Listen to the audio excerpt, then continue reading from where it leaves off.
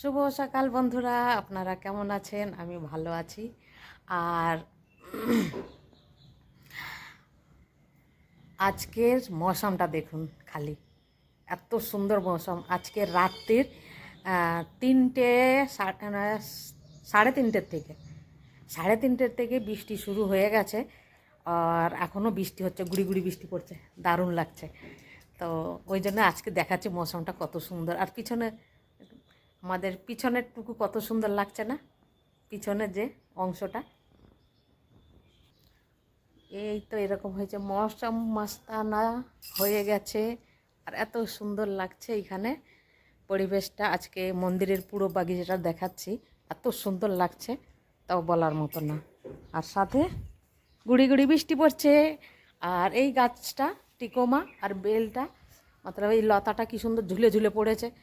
আর ঝুলে পড়ার পরে এই ফুলগুলো ঠিক কি সুন্দর লাগছে দেখতে। হ্যাঁ না, এগুলো নতুন না, আমি রোজ নাই দেখাই, কিন্তু আমার অনুভব হলো এই যে লতাগুলো লতাগুলো যত নিচের দিকে ঝোলে তত তাড়াতাড়ি কুড়ি আসে, দেখুন। আর ওই যে ওইগুলো ওইগুলো উপরের দিকে সোজা হয়ে যাচ্ছে, ওতে কুড়ি নেই। আর এইগুলো নিচের দিকে ঝুলে এসেছে, এতে কুড়ি ভরা। এই দেখুন, আমার কাছে লাগলো, আমি দেখছি গাছ এইগুলো, এই দেখুন কুড়ি। আর কদিন পরে এই পুরো বাগিচাটা ফুলে ফুলে ভরে যাবে। আর কি দারুণ লাগবে না যখন এই বাগিচাটা পুরো ফুলে ফুলে ভরে যাবে। বাবা, দেখুন এই ডাল, এই বেলটা এইখান থেকে নিয়ে ঝুলে এই পর্যন্ত এসেছে, হ্যাঁ না। এই যে ঝুলে আসার পরে এতগুলো ফুল ফুটেছে এই একটা এসে। দেখুন এখানে ঘাস বিছানো ছিল, আর্টিফিশিয়াল যে ঘাসগুলো ছিল থাকে না সবুজ রঙের, ওই ঘাস আমি বিছিয়ে রেখেছিলাম এখানে। তো আর এই যে আজকে বৃহস্পতিবার, ওই জন্যে আমার ঠাকুরগুলো সব অস্তব্যস্ত করেছি এখন। আর এটা হচ্ছে আমার গণেশ ঠাকুর, গণেশ ঠাকুরটা কাত হয়ে পড়েছে। এই দেখুন গণেশ, এটা একটা আস্ত নারকোল দিয়ে বানানো। আর এই হচ্ছে আমার মা লক্ষ্মী। আর এই যে বাকি যে ঠাকুরের ফটো, গুরুদেবের ফটো, ওগুলো রয়েছে। আর এই যে এই ঘাসটা সরিয়েছে, এই ঘাসের নিচে এই দেখুন, আমি রোজ না তো পাল্টাতে পারি না, মানে প্রত্যেক গুরুবারে, তো ওই 2 মাস অন্তর 3 মাস অন্তর একবার চেঞ্জ করি, ঘাস সাফ করি। তো এইভাবে নোংরা হয়ে পড়ে রয়েছে, এখন এগুলো সাফ করে নেবো, নিয়ে তারপরে পুজোর তৈয়ারি করব। আর এই যে কড়িগুলো রয়েছে, এগুলো একটু সাফ করতে হবে। এই যে নোংরা কীরকম হয়েছে বাবা,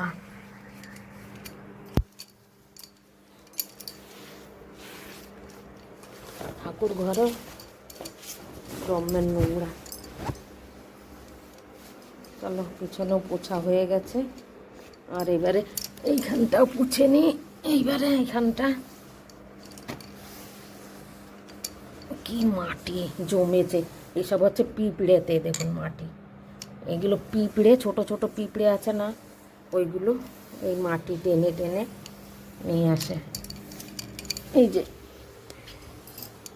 আর একবার ধুতে হবে, ধুয়ে তারপরে আবার মুছতে হবে।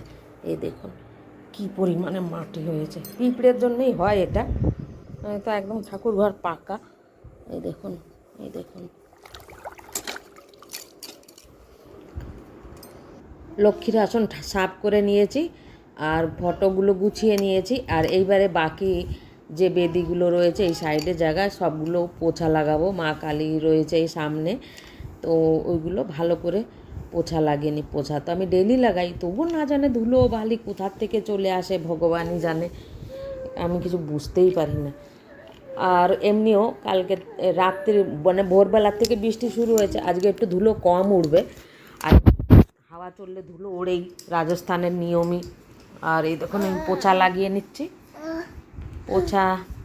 আর এবারে মায়ের সামনেটা পোছা লাগাচ্ছি, কেন কি মায়ের যে ঘাস ছিল ওটা মঙ্গলবারে সাফ করেছি, আর ওই দিকে যেটা রয়েছে ওটা বুধবারে সাফ করেছি। আর আজকে বৃহস্পতিবার, আজকে লক্ষ্মী ঠাকুরেরটা উঠিয়ে ঘাসটা দিয়েছি। তো 3টে বেদি, 3টে বেদিতে যে 3টে ঘাস বিছানো ছিল, আমি সেটাকে উঠিয়েছি। এই দেখুন আজকে এক সাজি ফুল তুলেছি, দেখাই যাচ্ছে না? কত সুন্দর ফুল, জবা ফুল আজকে অনেক ফুটেছে। আর এই যে বৃষ্টি শুরু হয়েছে না, এই বৃষ্টির জন্যে গাছে আরও বেশি করে ফুল ফুটছে। আমার তো খুব মজা আসছে ফুল তুলতে। আর এখন বৃষ্টি হচ্ছে, আজকে বৃষ্টি।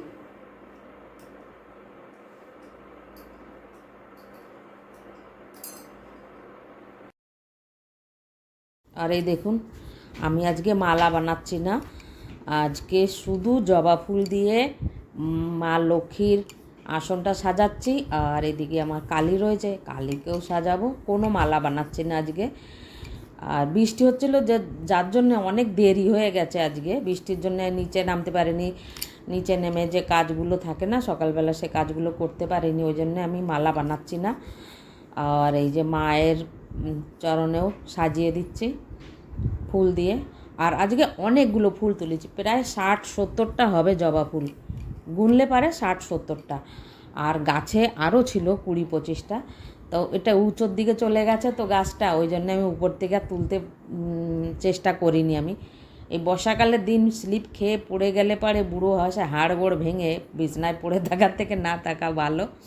নিচে যতগুলো আমার হাতে এসেছে সব ফুলগুলো আমি তুলে নিয়েছি। আর এই দেখুন, এখন ফুলগুলো পুরো ফুটে পারিনি, ওই জন্য এরকম লাগছে। আমি এগুলো সাজিয়ে নিই আর ভোগ টোগ লাগিয়ে নিই, তারপরে দেখাচ্ছি। আর এই দেখুন, মায়ের পুজো আমি করে নিয়েছি আর ফুলগুলো ফুটেছে তো দারুণ লাগছে। আর মালা বানাইনি, তবুও রুদ্রাক্ষের মালার মধ্যে এক একটা করে ফুল গুজে দিয়েছি মালার মতো। আর এই মা লক্ষ্মীর আসন, এই যে এতেও জবা ফুল দিয়েছি, দেখতেই পাচ্ছেন কীরকম জবা ফুল ফুটেছে আজকে আমাদের গাছে।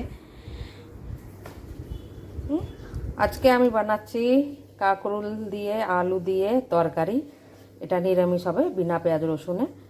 আর এটা কেটে আমি ধুয়ে টুয়ে নিয়েছি। আর এই হচ্ছে চিচিঙ্গে একটা ছিল, তা আমি কুচিয়ে নিয়েছি, এটা ভাজা করব বলে, হ্যাঁ না। আর এই হচ্ছে কপি, ফুলকপি আর আলু, এই দিয়ে একটা তরকারি হবে মশলা দিয়ে। তো আজকে এই তিনটেই বানাচ্ছি। আর যদি ফ্রিজে আম থাকে তাহলে টক রান্না করব।